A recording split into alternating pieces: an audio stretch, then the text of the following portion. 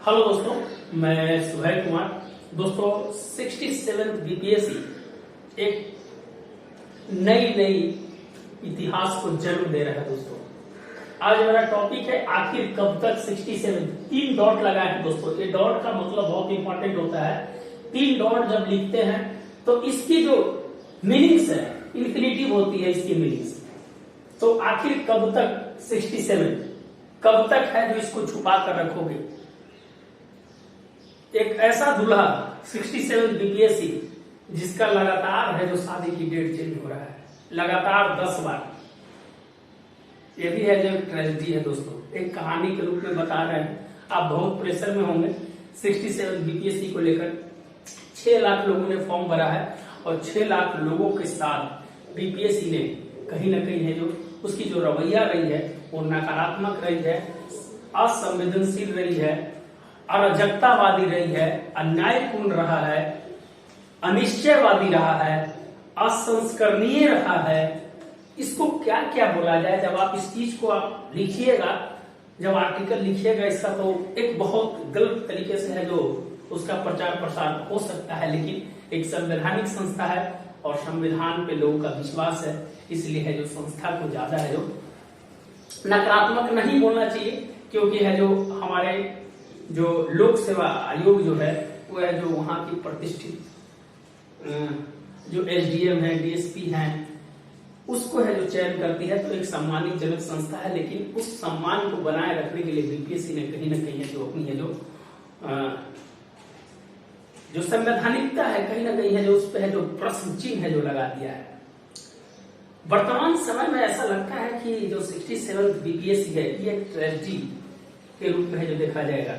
आज जिस प्रकार से जो प्रतिनिधि मंडल जो था, उस प्रतिनिधि मंडल के जो नेतृत्व दिलीप कर रहे थे और उन्होंने जिस प्रकार से बातें की, कहीं ना कहीं है जो कुछ प्रश्न चिन्ह वहां खड़ा हो जाता है। आखिर उन्होंने बोला है कि 31 तारीख तक है जो हम छात्रों से लेकर है जो हम बात करेंगे और है जो उस पर है जो चर्चा करेंगे। एक सकारात्मक है। लेकिन उन्होंने जिस प्रकार से आकर स्टेटमेंट दिया कि चेयरमैन सर ने कहा कि अगर एग्जाम अगर एक पाली में लेना होगा तो इसके लिए 6 महीना का समय लगेगा।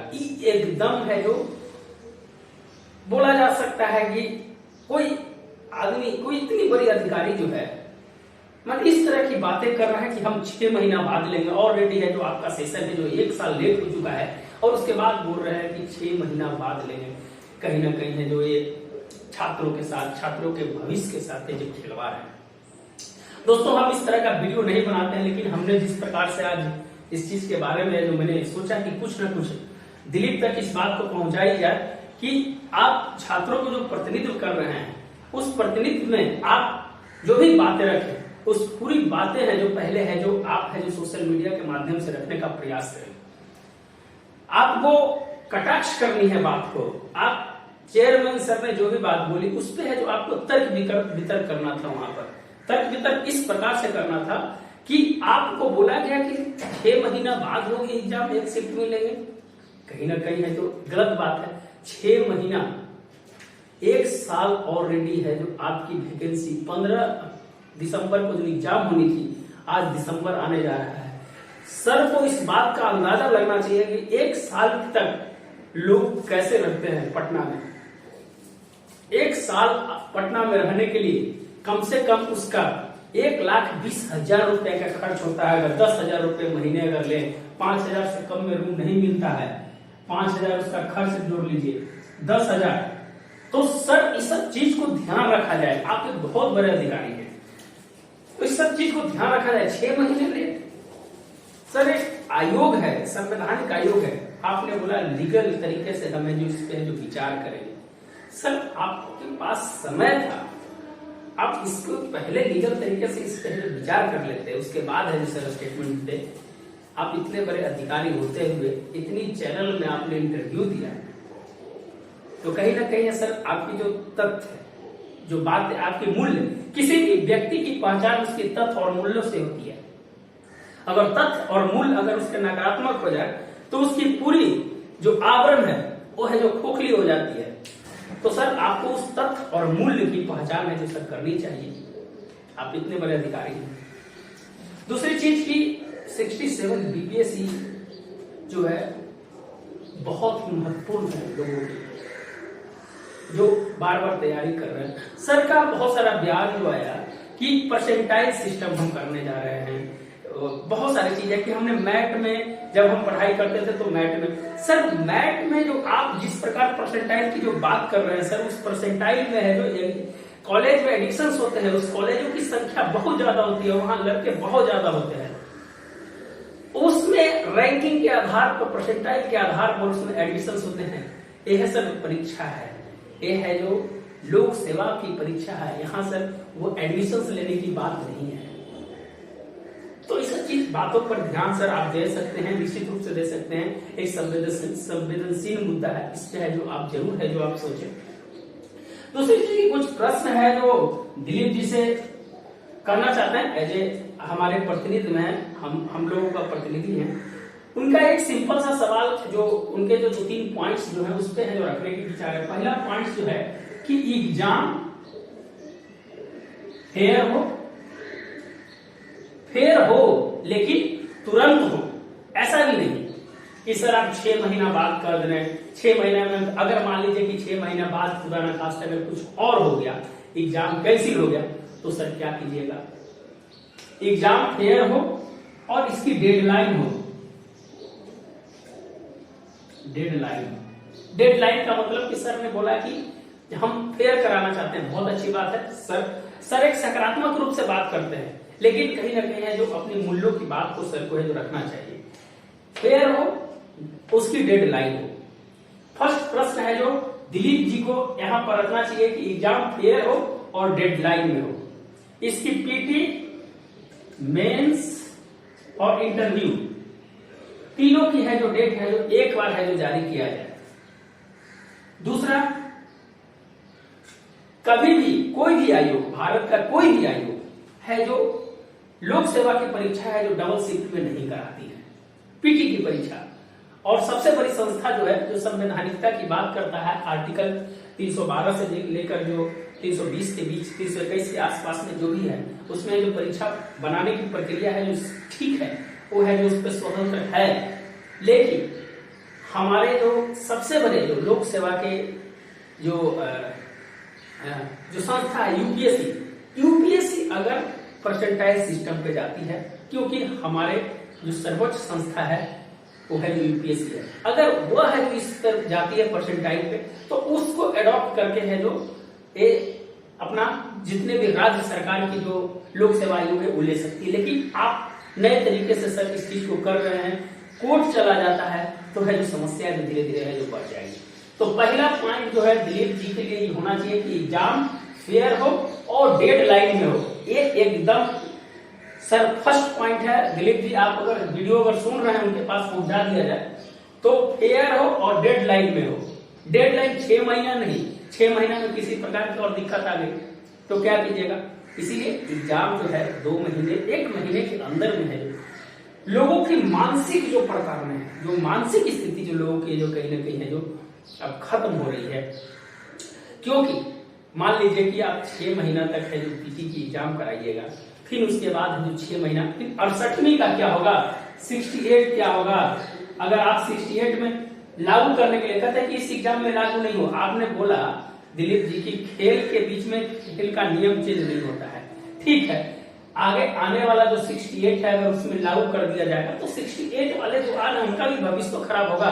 तो हमें है जो इस चीज पे है जो बात ही नहीं करनी है कि परसेंटाइल सिस्टम पे है जो हम काम करें, परसेंटाइल सिस्टम डबल ये सब पर बात नहीं करनी है, ये ध्यान रखना है आपको। दूसरा चीज दिलीप जी, अगर आप निश्चित रूप से आप देखिए हमेशा है जो आंदोलन से जुड़े रहे हैं और बहुत अच्छी बात है, हम आपको सम्मान करते हैं।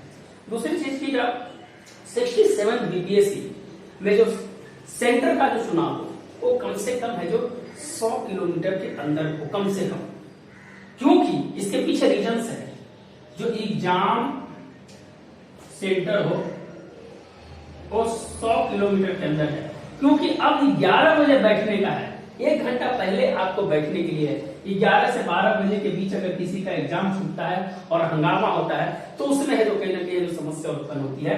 तो एग्जाम सेंटर 100 किलोमीटर के अंदर में सर से रिक्वेस्ट किया जाए कि सर इस प्रकार से है जो किया जाए कि एग्जाम सेंटर है जो 100 किलोमीटर के अंदर में हो। परसेंटाइल सिस्टम को किसी प्रकार से एक्सेप्ट नहीं करना है, परसेंटाइल को किसी प्रकार से एक्सेप्ट नहीं करना है। चौथा, 2 शिफ्ट में एग्जाम किसी भी प्रकार से जो एक्सेप्ट नहीं करना है। ये है जो प्रामाणिक मुद्दे हैं दिलीप जी, ये प्रामाणिक मुद्दे हैं, इस चीज को रखना। ये नहीं कि सर के बातों में आकर आप है जो भी आप भी बोल दे कि हाँ सर हो सकता है ऐसा नहीं। आप एक नेता हैं, आप क्रॉस क्वेश्चन कीजिए, वहां पर क्रॉस क्वेश्चन कीजिएगा कि सर 67 बीपीएससी जल्द से जल्द फेयर हो, एक नियत समय में हो, ये है एक डिमांड है। सर कह दीजिए कि हमारे पास सेंटर नहीं है, ऑलरेडी बीपीएससी है जो एग्जाम 8 तारीख को करा चुकी है। थोड़ा जो मिसमैनेजमेंट के चलते जो थोड़ा परेशानियां हुई, उसको है जो चुस्त दुरुस्त करके है जो सेंटर अलॉटेड था उसी सेंटर पे है जो उस सेंटर को हटा के इधर उधर मैनेज करके लिया जा सकता है। तो आप है जो इस सब मुद्दे को है जो जरूर रखते दिलीप जी। ये नहीं कि सर बोले कि 6 महीना होगा, 8 महीना होगा, तो आप है जो कहीं ना कहीं है जो वहां पर है जो आपकी जो लीडरशिप है उस लीडरशिप पे है जो सवाल उठने लगेंगे। हम आपके तरफ से बोल रहे हैं, आप है जिस तरह का है जो कम से कम है जो कुछ बातों को है जो ध्यान में रखिए, स्वच्छ पारदर्शी बनाइए। तो आपका काम है, लोकतंत्र में हर आदमी का काम है कि किसी भी संस्था को पारदर्शी बनाना है, तो कलेक्टिव रिस्पॉन्स होगा तभी है जो उसका बन सकता है। तो निश्चित रूप से इस पे और जो चर्चा नहीं करना है, लेकिन हमें किसी प्रकार से है जो परसेंटाइल। और दूसरी चीज कि जो मेंस में जो सर बोले कि 1000 लड़का नहीं रहेगा, सर की बातों में ही कॉन्ट्राडिक्शन आ रहा था कि 1000 लड़का नहीं रहेगा तो हम है जो उसको है जो स्केलिंग नहीं कर सकते हैं।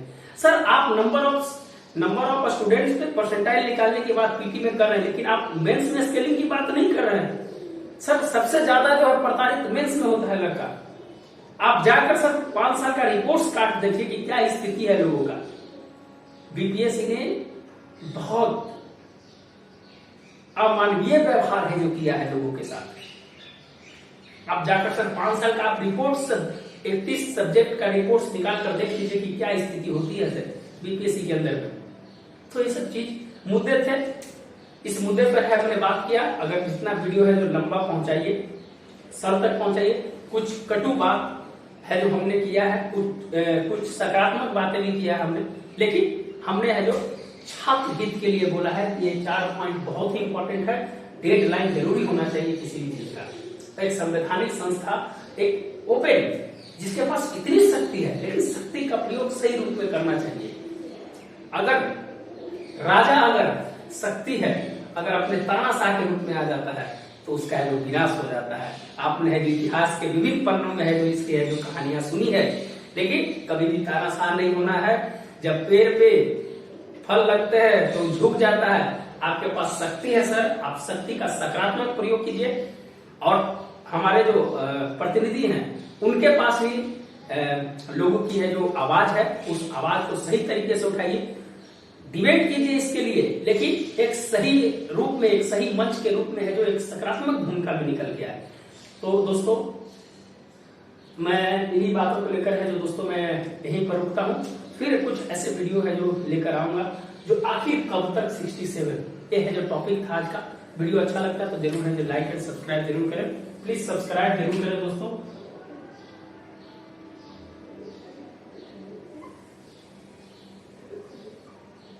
धन्यवाद, मिलते हैं नए वीडियो के साथ। धन्यवाद।